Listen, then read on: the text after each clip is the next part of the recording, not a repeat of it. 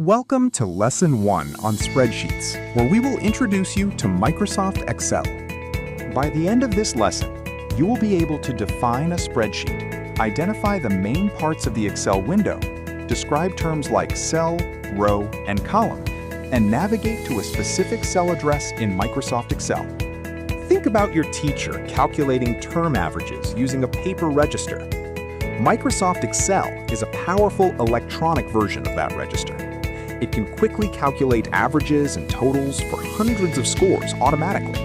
A spreadsheet is a software application used to organize, calculate, and analyze data in rows and columns. Microsoft Excel is the most popular, but LibreOffice Calc is a common free alternative in Nigerian schools.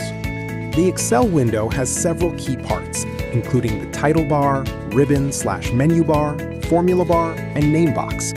On the right, you have the worksheet area, sheet tabs, and scroll bars for navigation.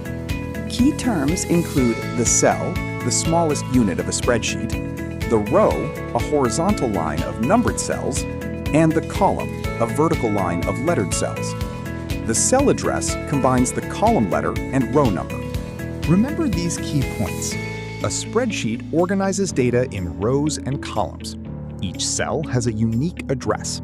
The formula bar shows the content of the active cell, and a workbook can contain many worksheets.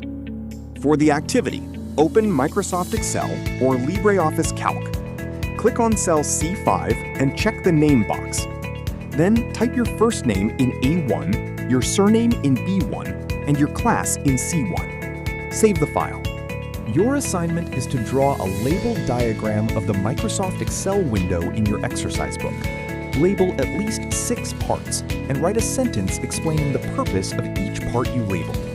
A common mistake is confusing rows, which go across, and columns, which go up and down.